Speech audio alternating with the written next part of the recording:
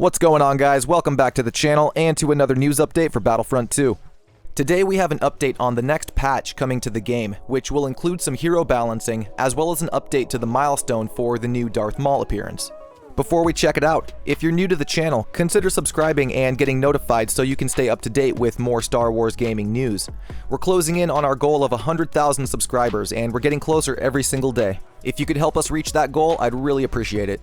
So now let's check out the news. The first thing to talk about is an update on the next patch coming to the game, which was posted by our former community manager, Ben, a couple of days ago.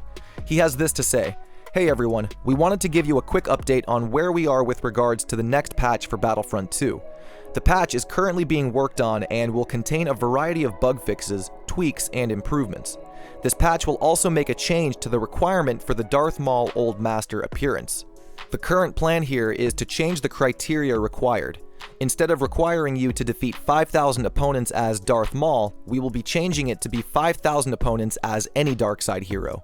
A light side equivalent of this will also be put in place for the Farm Boy Luke and Princess Leia appearances. So for those of you who have not yet unlocked the Old Master appearance for Darth Maul, this is good news. You now have to just get 5,000 kills with any dark side hero and not just Maul, and you'll be awarded the skin. The same will go for Farm Boy Luke and Princess Leia. You just need 5,000 kills as a light side hero and you'll get both skins. I assume this means that you can get, for example, 1,000 kills with Luke Skywalker, 1,000 kills with Leia, and 3,000 kills with Han, and that's your 5,000 required kills right there. You don't have to get 5,000 with just one hero, if that makes sense." Ben's post continues by saying, "We are still working to lock down a release date for the patch, however, we can confirm it will not be next week." This post went up a couple of days ago, so next week in question is actually this week, meaning we should not expect the patch to come this week. I would guess it'll probably be next week at some point.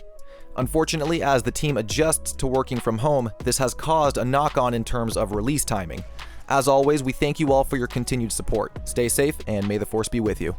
Now, a question I'm sure a lot of you might have was asked underneath this post. Writer of Rohan says, "Will the kills we've already accumulated be counted towards the new goal?" Ben responds by saying, "We're currently looking into this, but can't confirm on this either way right now." That could potentially be bad news. By the sound of that, if you've gotten kills with Darth Maul already going towards the new skin, those might not count once the new requirement hits. That would be awful for some of the players who've been grinding these past couple of weeks to get the Maul skin. So I have a recommendation: if you're close to the 5,000 kill goal, you might as well just commit to it and try to get it with Darth Maul before this patch drops. Just in the off chance that the patch drops and the kill count completely resets and you have to start from scratch again. If you're not that close to the goal, if you have maybe like 1,000 or less than that, I'd say just hold off and wait for the patch. Like I said though, we don't know when it's dropping. I would guess it's going to happen at some point next week, and once we get the official patch notes and the release date, we'll have another video going over that information at the channel. So once again, consider subscribing if you haven't yet. We have some more news though from our hero designer Guillaume, who is currently no longer working on Battlefront 2, but was able to squeeze in some time to do some hero balancing just for the next patch. It was a nice surprise to wake up to this morning. Guillaume says, "Hey, I had a small window to do some small and safe adjustments to Kylo and Vader. I reduced Kylo's frenzy damage by 10, and reduced Darth Vader's saber throw damage by 20, and halved the damage on choked targets to lower the choke and throw combo." He says the change to the throw damage being halved on choked targets could sadly not be shown in text or the UI, so it will be one of the hidden interactions. But that's still pretty crazy to hear that both Kylo and Darth Vader are getting a nerf in the next patch. It's a little bit necessary, as Darth Vader is the most overpowered hero in the game, and Kylo is a close second behind him. The nerf to Kylo is really not that bad, and you can just get that lost damage back with his Bloodlust star card. The nerf to Darth Vader, on the other hand, is a little bit troubling, mostly because the saber throw used to be able to one-shot enemy infantry, and now with a 20 damage reduction, it will no longer one-shot the base infantry classes, unless you manage to get them with the return shot as well. The biggest thing to take away though is the reduction in damage when you're choking a target. It sounds like this only applies to the saber throw, so if you do regular attacks while choking somebody, it sounds like that will not get reduced. Guillaume was also asked about Bobas' Midair recovery and if that saw a fix. Guillaume said that he was sorry, it was not as safe of a fix and the time window was just too short to work on it. It sounds like he really had to crunch to get both of these fixes for Vader and Kylo, so I appreciate his work there.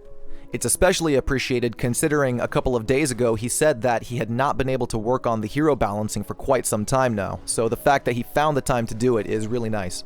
He says that after this is for real his last change that he gets to work on in Battlefront 2. So thank you very much for all your hard work and dedication, Guillaume. It is much appreciated. The last thing to talk about today is a quick update on the petition happening for Battlefront 2.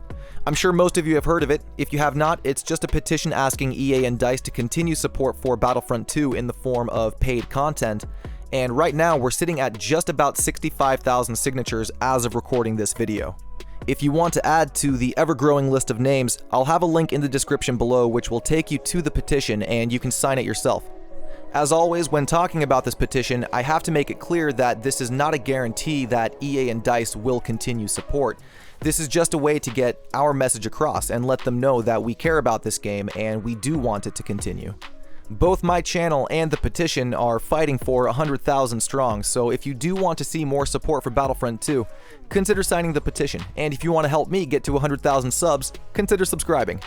But with that, that's going to do it for this Battlefront 2 news update.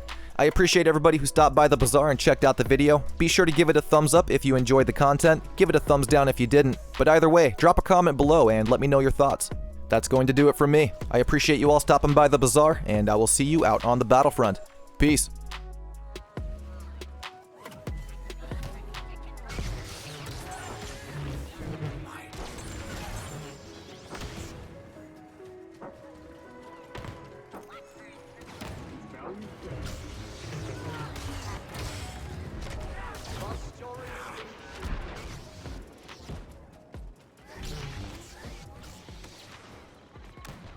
Doors unsealing, run decimation programs, push the enemy back and prepare for phase 3. Besiege the palace and override the door control systems. No organic soldier should stand in your way.